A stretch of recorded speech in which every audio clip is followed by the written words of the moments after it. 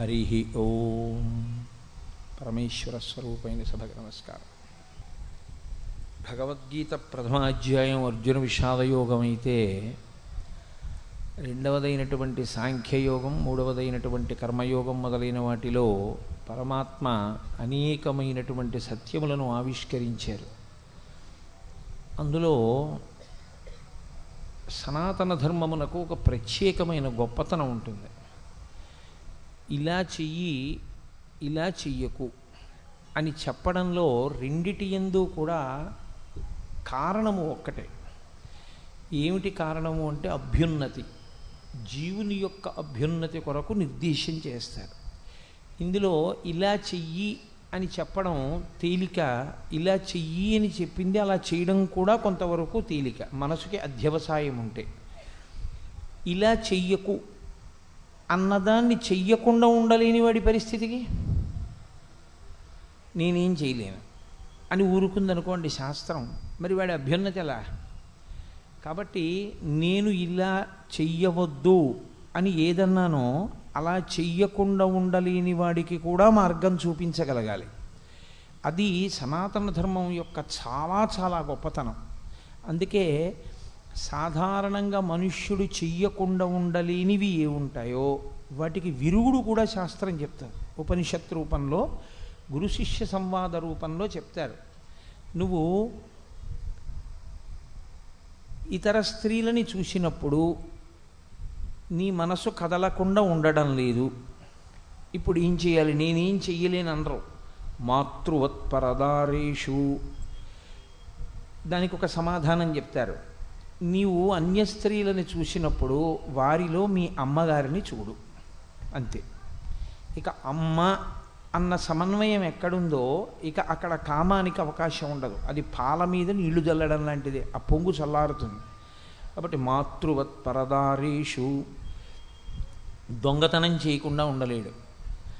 ఎక్కడైనా ఏదైనా కనపడింది అంటే తనదిగా చేసేసుకోవాలి ఆ ద్రవ్యాన్ని. ఇప్పుడు దీని నుంచి ఎలా మనసుని మార్చడం? పరద్రవ్యాణిలోష్ఠవత్, నువ్వు అలా వెళ్ళిపోతూ ఉంటే అనేకమైన రాళ్ళు కనపడతాయి. ఆ రాళ్ళు తీసుకుని జేబులో వేసుకుని ఇంటికి వెడతావా? నాకెందుకు ఈ రాయి అంటావు. నీది కాని దాన్ని, ఈశ్వరుడు నీకు ఇవ్వని దాన్ని చూసినప్పుడు దాని యందు నువ్వు పెట్టుకోవలసిన దృష్టి అది రాయి. ఈశ్వరుడు నాకు ఇవ్వలేదు, ఈశ్వరుడు నాకు ఇవ్వలేదు కాబట్టి నాది కాదు, కాబట్టి నేను తీసుకో. ఈశ్వరుడు నాకు ఇవ్వాలనుకుంటే ఇలా ఇవ్వడు, రాజమార్గంలో ఇస్తాడు అని భావన చెయ్యగలిగితే వ్యామోహం ఉండదు. కాబట్టి అనేకమైన పరిష్కారాలని ఉపనిషత్తు మనకి చూపిస్తుంది. అలాగే నేను మీతో గత కొద్ది రోజులుగా మనవి చేస్తూ వస్తున్నాను. ఒక వారం రోజుల ప్రసంగాలే కదా అని నేను ప్రత్యేకంగా ఏ అధ్యాయాన్ని మాట్లాడలేదు. ఎందుకంటే అవి అసంపూర్తి అయిపోతాయి. 2-3 శ్లోకాలు అవి కూర్చుంటాయి. ఇంకా భగవద్గీత ఫలానా అధ్యాయం అని మొదలుపెట్టి ఆ అధ్యాయం పూర్తి చేయకపోతే అది ఏదో చికాగ్గా ఉంటుంది. అది అర్థం బద్ధం లేని ఉపన్యాసాల్లో ఉంటాయి. సగం శ్లోకాలు చెప్పి వెళ్ళడం అది అంత బాగుండదు.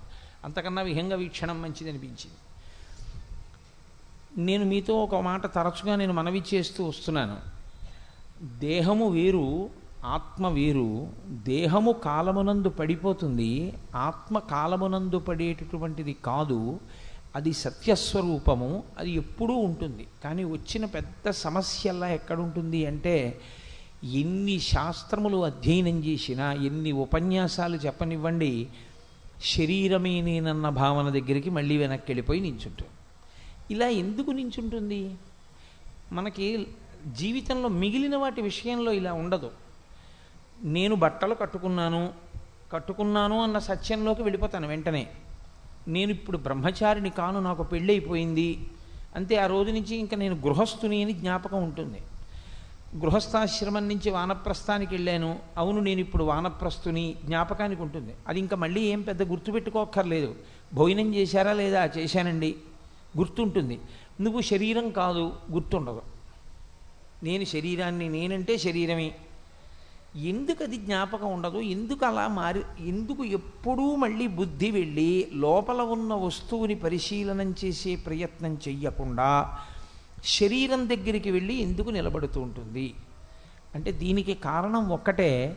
కొన్ని కోట్ల జన్మలుగా మనసు అలా ఆలోచించడానికే మనం అలవాటు చేసేసాం.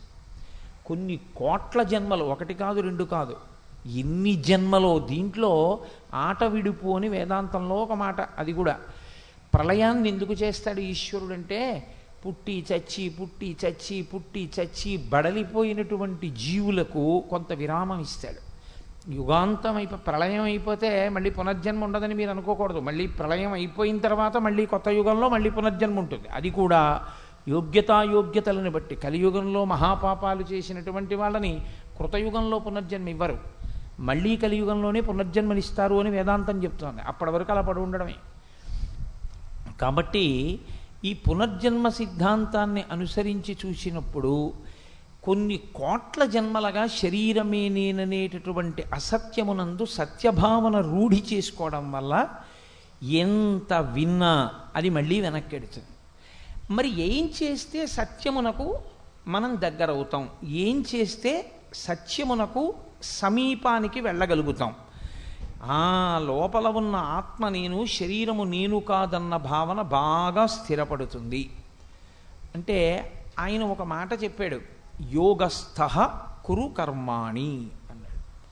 యోగస్థ అంటే నువ్వు యోగమునందు నిలబడి, కురు చేస్తూ ఉండు. దేన్ని? కర్మాణి.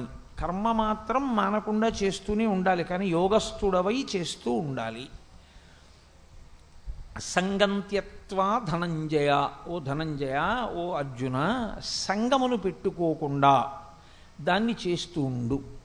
సిద్ధ్య అసధ్యోహో, దానివల్ల నువ్వు అనుకున్నటువంటి ఫలితము సిద్ధించిందా సిద్ధించలేదా?